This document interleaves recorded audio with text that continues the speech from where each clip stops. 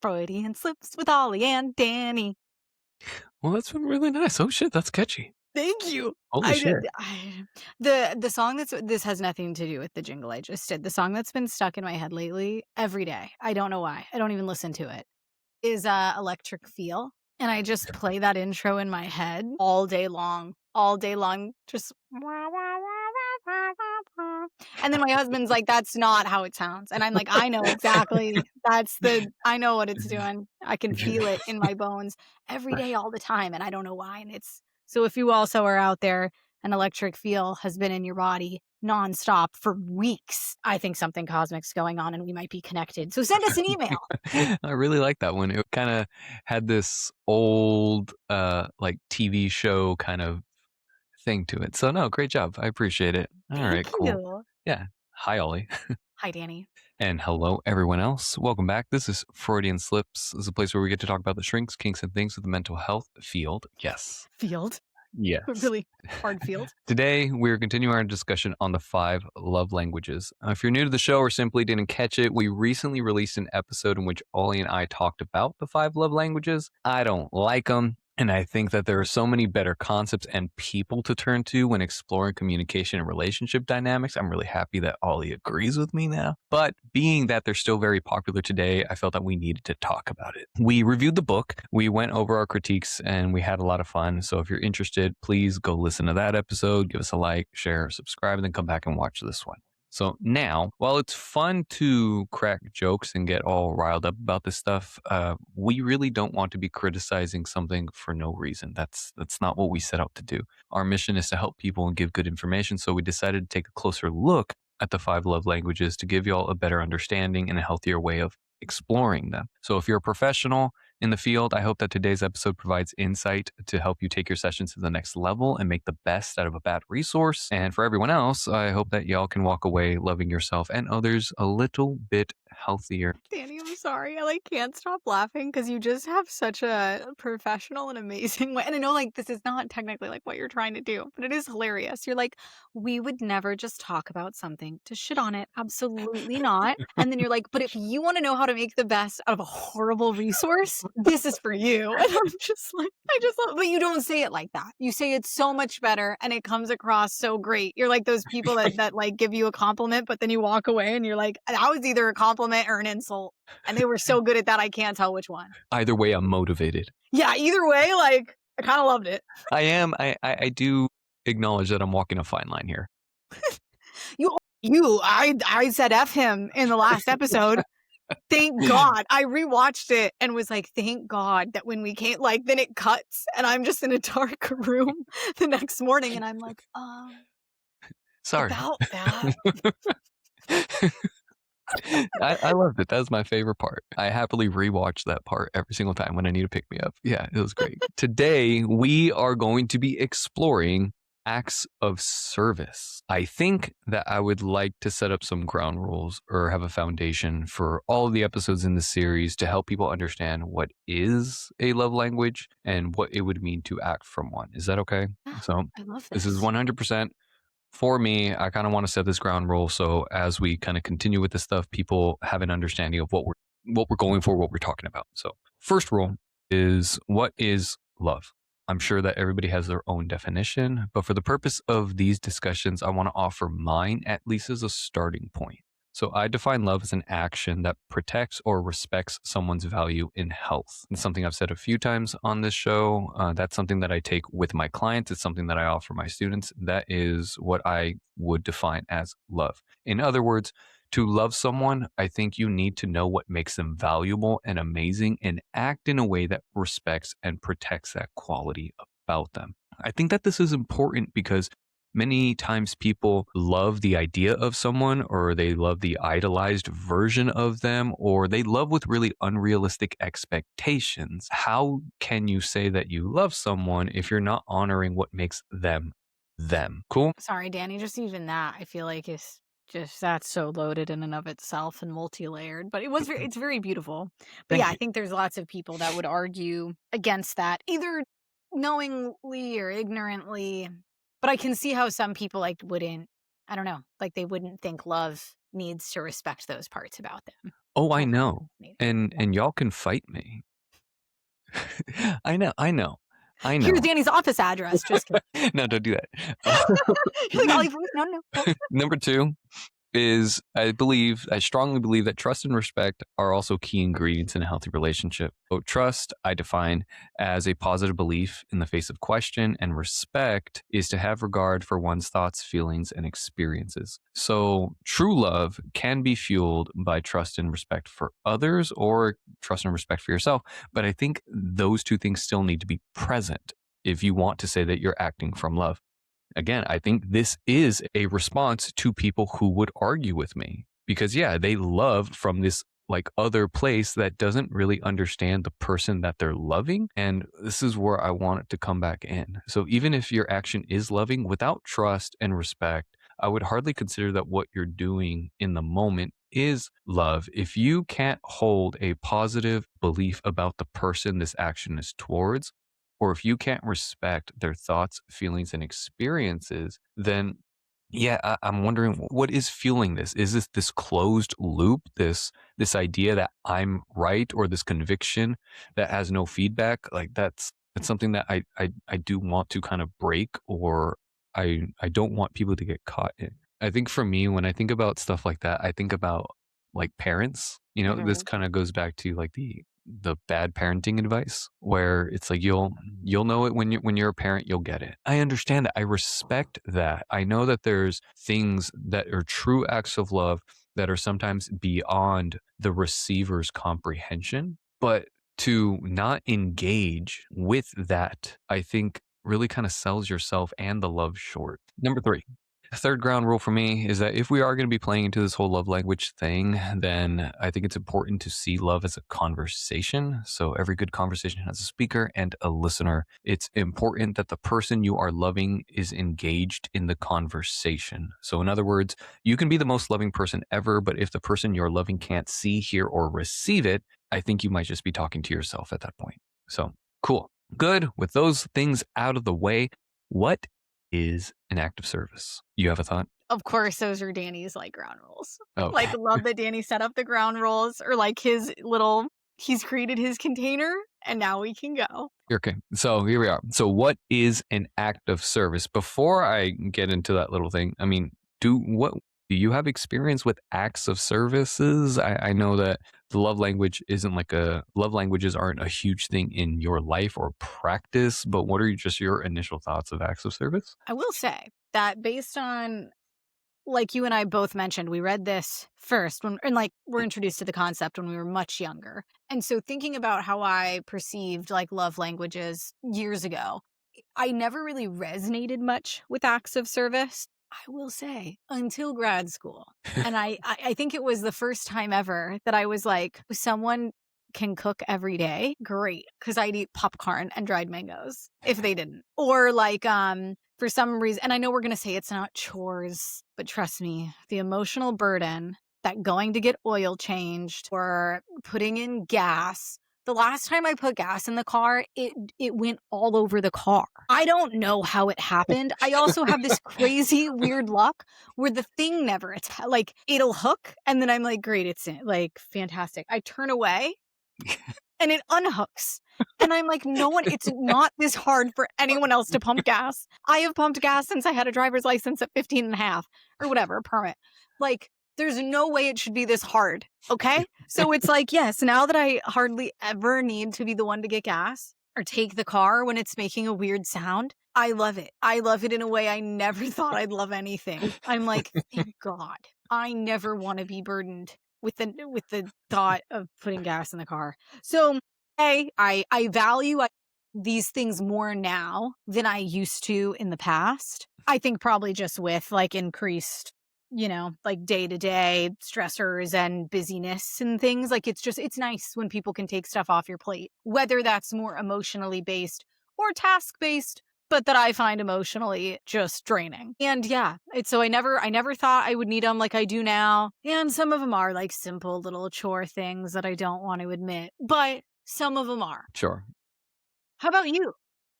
Still, Me? though, I wouldn't say is, like, out of the ways that I could feel, like, loved and filled my Mhm. cup. I think this one's very, very nice, but I don't view it as like, "Wow, this person loves me." Like, I still don't think acts of service is my favorite concept, I guess. Yeah, I think I'm the same, like, as I've grown older, and I think sharing life with someone, I think this comes up because, like, I'm married and I have a living space with someone Yes. that you see the, like, just the mutual help and, like, there's value in that. I really don't think I register or care too much about acts of service. I don't think it speaks to me, but as I was doing the research and prep for this episode, I do think that I find it very beautiful. And maybe because I might have like internalized a lot of this work as I was like, mapping it out, that is just not something I consciously think about, right? For example, like if someone gives me a gift, not saying that that would be my love language, but if someone were to give me a gift, I think that act really kind of lives in the moment versus something like this, which kind of sounds a little bit more broad spectrum throughout your day or life. Like this is something that I would see people do more as like a commitment to the relationship rather than a momentous thing like a gift might be. All right, so I actually think that you gave a good definition. So what is an act of service? A lot of people hear that phrase and will immediately think chores. I get it, but I want to go a little bit deeper. Acts of service, if that is such a thing that's worth our attention, uh, isn't about just doing tasks. It's about doing something much deeper, and Ollie, you already said it. It's about reducing burden. It is, I think, truly about seeing someone's load that they're carrying and helping them with that weight. So, Ollie, why don't you give us the core explanation so that people know what we're talking about? Ooh, okey doke. So, acts of service can communicate love through action. So, at Mhm. their core, they say, I see what you're carrying and I want to make it lighter. Oh, that's so beautiful.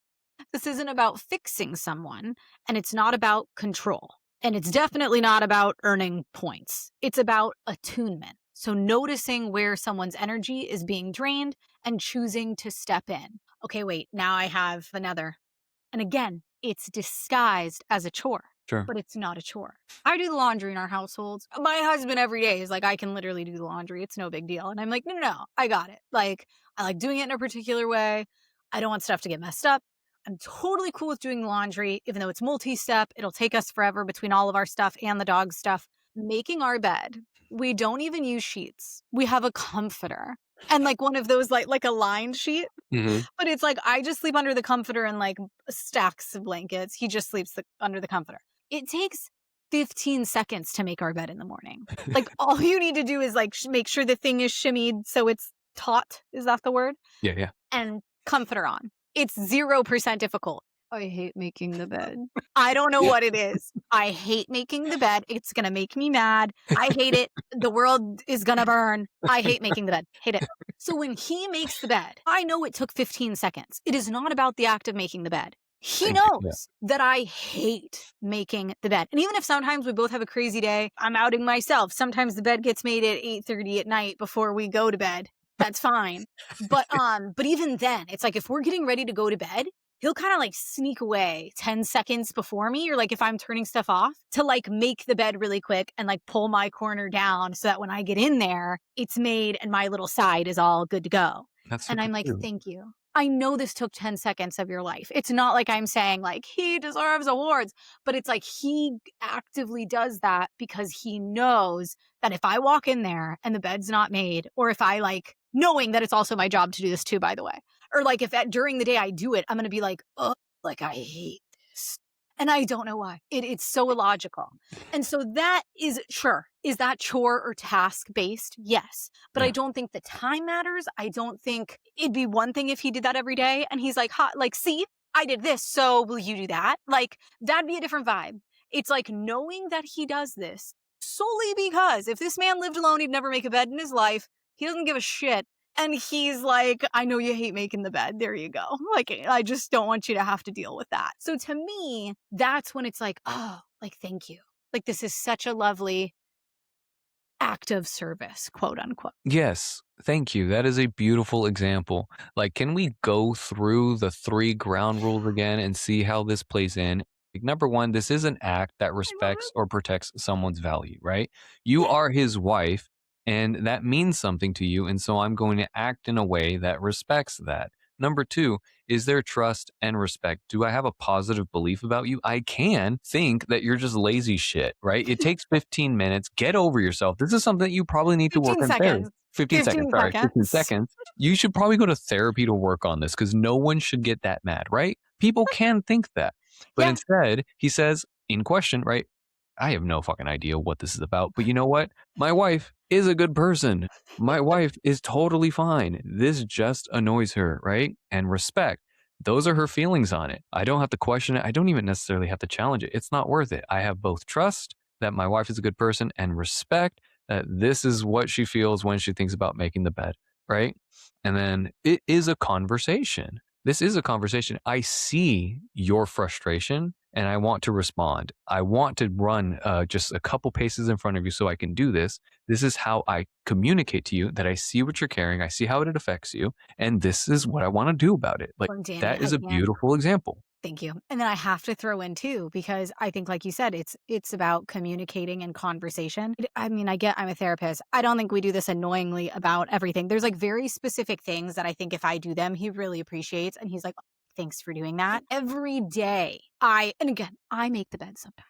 But if I do it, he says thank you and he's very like thanks for making the bed because he knows I hate doing it. And if he does it because we're both in and out of the house all day, like the minute I see it or notice it for the first time, I'll like text him. Or if I know he's like driving from place to place, I'll call him and I'll be like, "Thank you so much for making the bed." And like it might sound so ridiculous and overkill. And for some reason, I like specifically notice it with that task more than others. Other ones might be like bigger things we don't do all the time. But that one, like every single day, one of us thanks the other person for making the bed. Mm. And I think that that's something that is very little that can go like people would just be like, whatever, like, why does that matter? Who cares? And it's like, no, because it's like those really little things that go to show, like, I acknowledge that you went out of your way, the fucking 15 seconds it took to do this because you know I hate it. Or for him, it's like, "Aw, I know Ollie hates this. Thank you for doing that thing that you hate." And so it's so little, but it takes like 5 seconds to say thank you for it. And it's like a very genuine thank you, like every single day. And Yeah. so it's like, I just think that's like another layer to it too, is like communicate about these things and like tell your partner how much you appreciate them. Or to even like figure out that it's something like we have to communicate to even understand, like, hey, like I know I've been doing this chore for a while. Sorry, Danny, this is an aside, but have you ever heard of I think I've talked about them on here before. Fair play cards? Yes. Yes. I don't know if you've talked about it here, but I do know what you're talking about. We have talked about it. Yes. Okay. I think I've mentioned it before in an episode, but I'll do this with couples because I think sometimes the way things are divvied up, they don't even realize if it's equal in just amount or not when it comes to kind of like chores and daily household tasks or things with kids.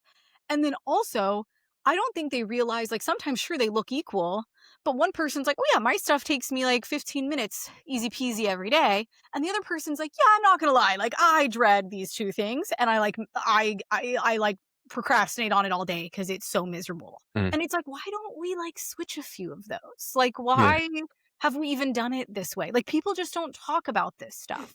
So I think it's important too to have those conversations. When you're making the bed together one day, you're like, huh, yeah, weird. I hate this. This is the easiest bed I've ever had to make, and like, I hate it. You know, it's like, good, talk to each other about these things so that you guys can come up with better systems and figure this stuff out as a team a little bit more smoothly. Yes, I love it. Cool. So I have two misunderstandings that I want to go over, right? These are comments that I get when people are talking about acts of service or wanting to be more helpful towards each other and they're just missing the mark. So the first major misunderstanding I get comes in the phrase of, I already do things. Why isn't that enough? I hear this a lot, especially in relationships where one partner comes in and says, I'd really need help doing this. And because you never help me with it, I struggle to feel that you love me. I struggle to feel that you care. And they always fire back. But what about all these other things that I'm doing? Why doesn't any of that count?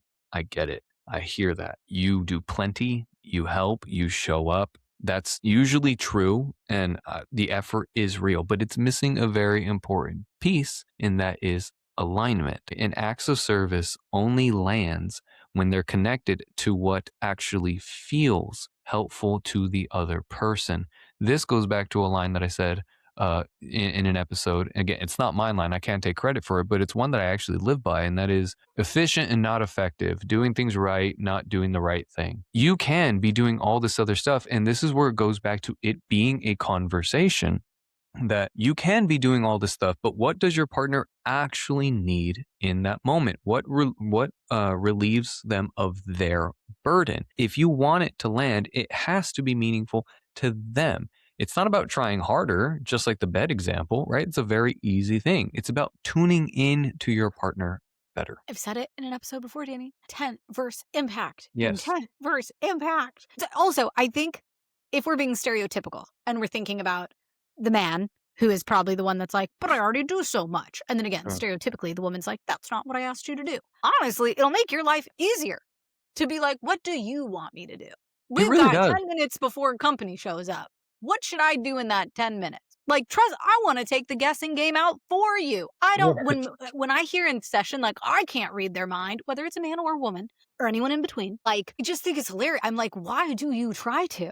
But maybe I'm just like, I'm such an efficiency person that it's Mhm. like, I'm not going to try to read your mind. I'm not going to try to do, no. Like, I'm just going to ask, what do you want me to do? That needs to be done, or that needs to be done, or like, I don't know, it's step to take. What do you want me to do? Tell me. Well, Ollie, you might actually come up against people with the second misunderstanding then. Oh my God, what's that? The second misunderstanding, well, is if you have to ask, it doesn't count. Oh my God, no, stop. I get this all the time in session and I can't. It's I want him to want to take the trash out. Bitch, be happy. The trash now goes out on Wednesday. Yes. And the thing comes on Thursday. Like, he's not going to want to. You're never going to want to bring the car in for the oil change. But guess what? If like you're the one who has to do it that week, you're going to do it. How would you feel if you came home, or like insert any task that this could be an example for? And he's like, and again, I'm using very stereotypical gender norms. It could be anyone, any gender, whatever. But your partner's like, well, did you want to take the car in to get the oil change?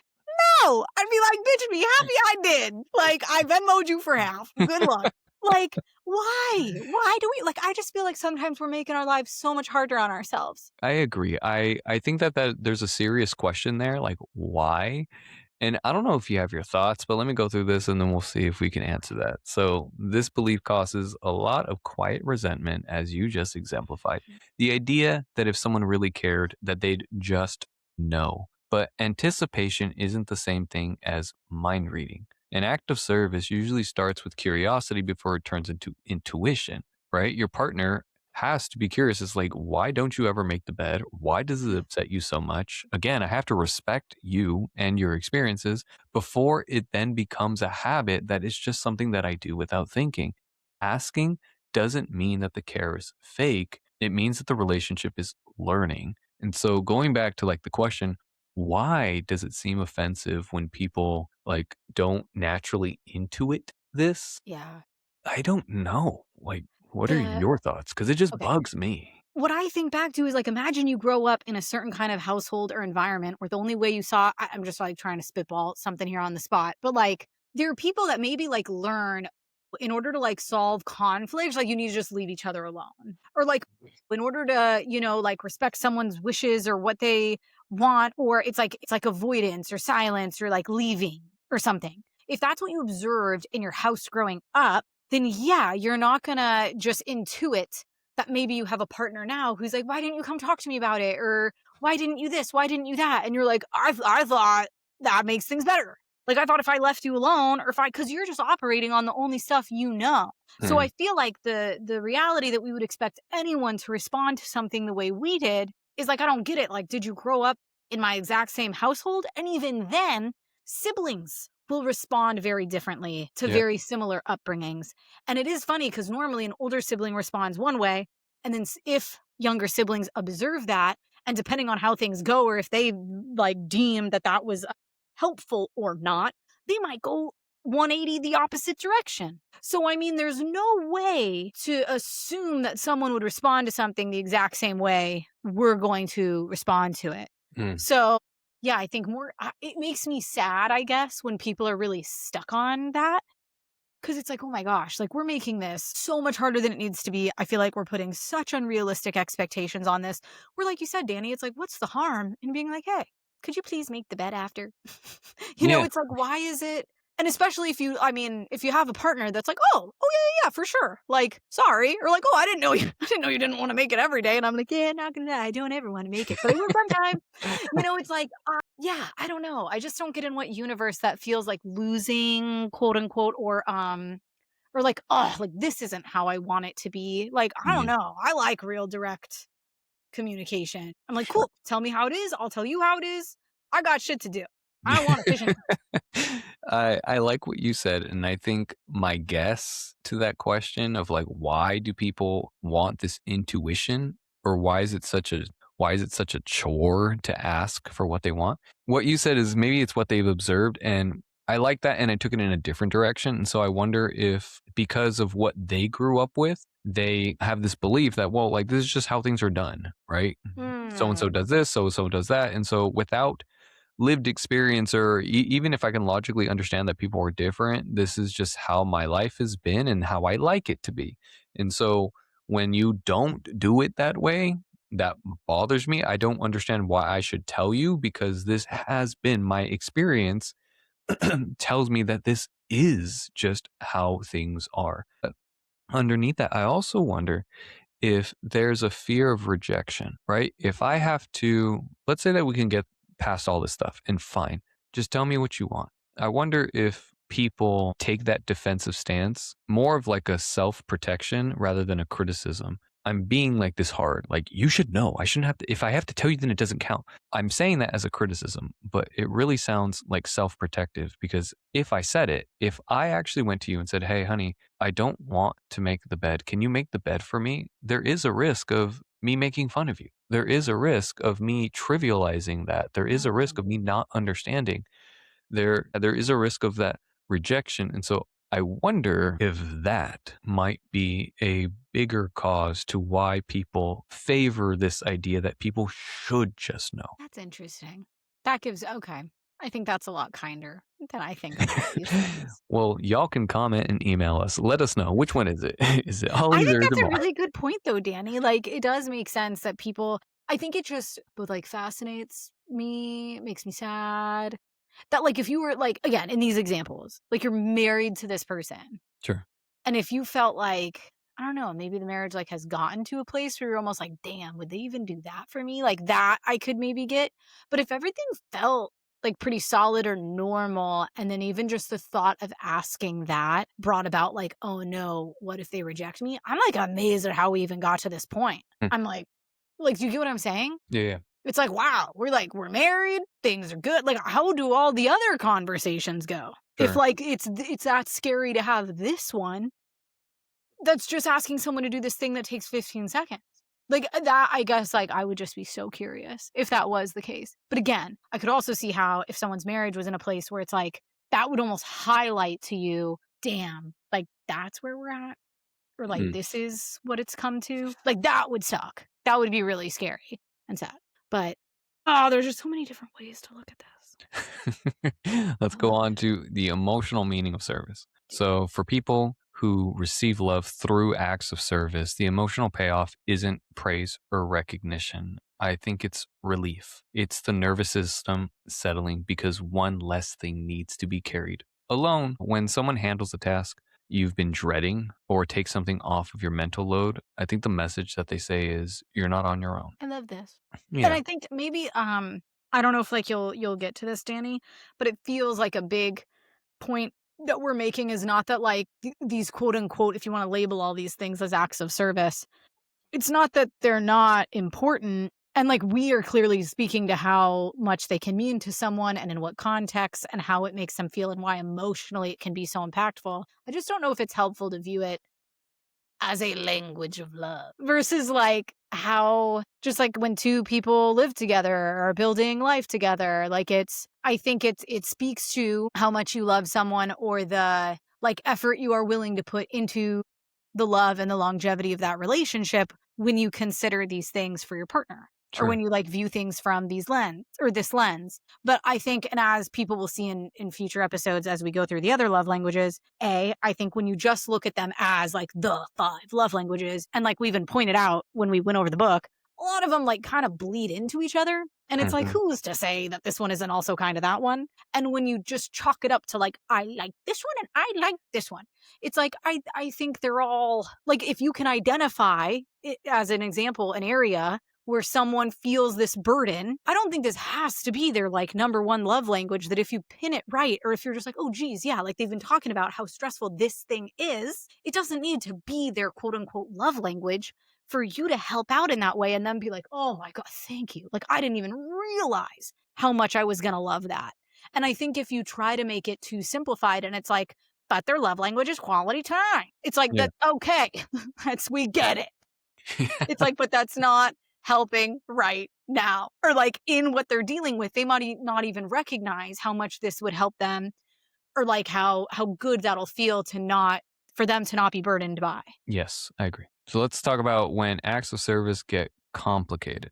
Ooh. This is, I know that we harped on this a little bit on the first episode, where I think that oftentimes this is an anxiety language, not an actual love language. Sometimes an acts of service gets tangled up with self worth or survival strategies. So some people overgive to feel needed, others use service to avoid vulnerability. And when service becomes obligatory instead of chosen, it often turns into resentment, which I think is kind of what you were like going into, or when I was listening to you a couple minutes ago, that's really kind of what it came up for me. Like people can be doing all these things, but unless you're having these conversations, like, is what I'm doing helping you in any way? And if it is tangled up in your self-worth, if those two things aren't adding up, I think it leaves a lot of room for resentment to slowly build up. Does that make sense? Oh, yeah. Yeah, or again, it's like it could look the same, I think, from the outside, but if you're Yeah. doing something each day, being like, "Oh, I wake up early, I know my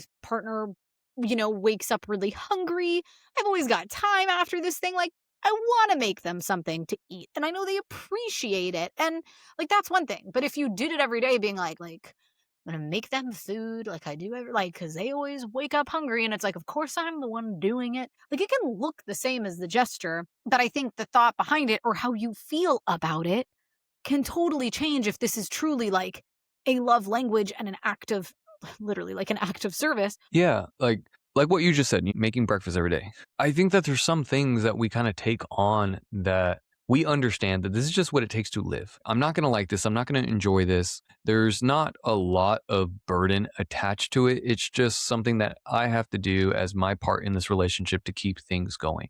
I think it's important for us to own that. There are a lot of things that I do just in my life with people around me that I'm not looking for any praise for, because like it's just the things that we have to do. And there are things that I do have to like step up and say like, "Hey, I want you to pay attention to this. Like I'm doing this because I want to communicate that I see you, because I want to communicate that I want to take something off of your load."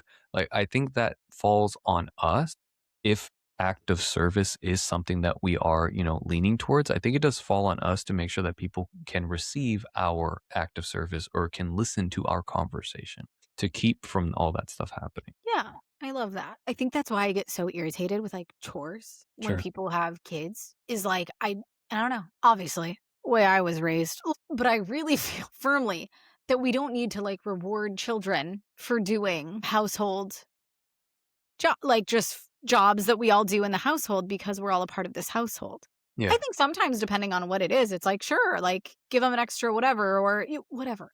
But I'm just saying, in general, like, very basic, like, chore lists and, like, viewing them as chores. Like, I don't sure it gets them to do the things, and I'm not saying I know exactly how all those kids are gonna grow up and how they're gonna frame it, but, like, I'd rather just be like, cool, dinner's done. You want to do dishes or you want to put them away? It's like we're all a part of this household. This is what you do when you're a part of a household. Like, you don't get rewards for just some things that need to be done in life that are just done because you live somewhere. Part of that's cleaning, a part of it's helping your family, a part of it's this, that, or the other thing. And so, sorry, that just really stuck out to me when you were like, yeah, there's some things I do, not as necessarily an act of service, but you're like, I live here. Or you're like, I know we talk about this a lot in terms of couples therapy and sometimes sex therapy. It's like you gave vows. You decided on agreements. Yeah. That's what you agreed to. And now you're being like, I should be able to do what I want. I'm an independent person. And it's like, yes, but you also decided to join your life with someone, and in the agreements that you 2 made that no one asked you to make, you did kind of limit your autonomy a little bit. You did. So That I think it goes on all ends of the spectrum, whether it's kids, whether it's adults, whether it's like, no, I think sometimes we just need to learn that with certain agreements or being a part of certain systems or situations, like, no, there's just certain rules that came with that, that you agreed to when you entered that thing. Yeah. Yes. Again, I think what we're talking about goes back to those 3 rules. I think what sets this apart, or why some of these things that we don't really look for praise from, like why they're still valuable or why we do it, I think is because of rule 2. There has to be a level of trust and respect. This is what you do when you're a part of a family, right? When yeah, I made dinner. This is something that needs to be done. The dishes need to be done. Can we trust that we're all in this together? Or does the family feel as if it's just a bunch of individuals living under the same roof? In which case, yeah, I don't want to do this. Does it feel like a competition? Does it feel as if, it's a punishment for doing this? Or is my belief that, yeah, we're all in this together. We all have our thing that we have to do. And this is the thing that I'm doing to help. Right? Mhm. Can I respect that someone else might be tired, or someone else has to do something else that is also valuable and helps contribute to the family? And so this is how I pitch in. Like, this really isn't about the chore. It's about that conversation that happens underneath. And if you're not going to reward your children, like with like a token economy, then how that turns into something that they take with them in the future versus, because I know a lot of people will have like they're just made to do chores all day. And so when they grow up, they say, well, fuck this. I'm never going to do this again. Yeah. Right.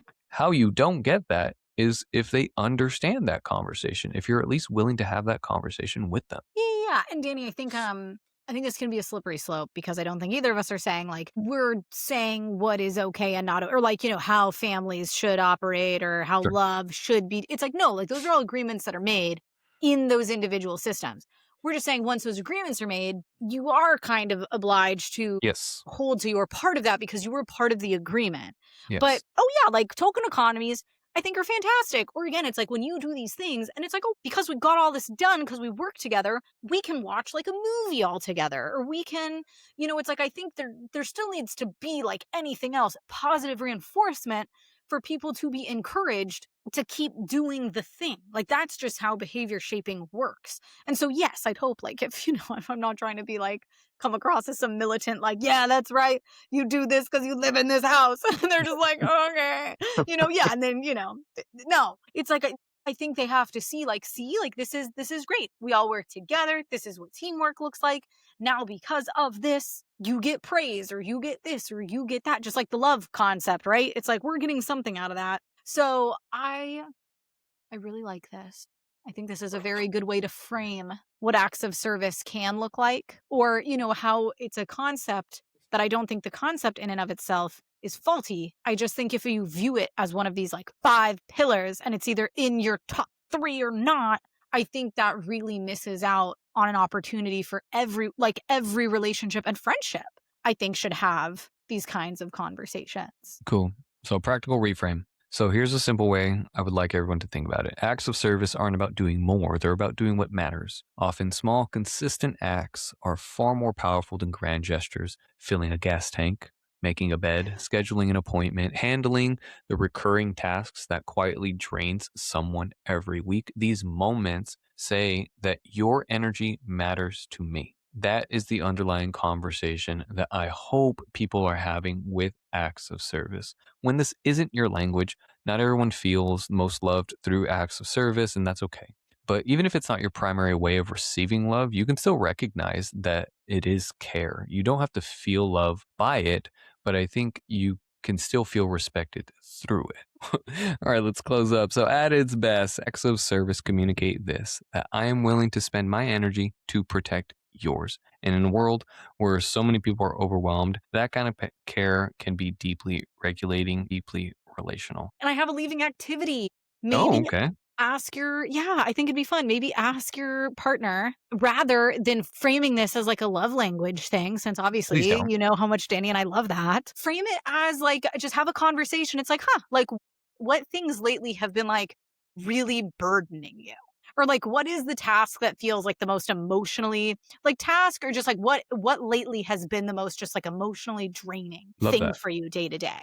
And then see if there's anything that you could work out or even come up with a way of like, "Oh, okay. Like, how do I" whether you think it's fun to try and guess, because as me and Danny said, sometimes it's easier just to ask.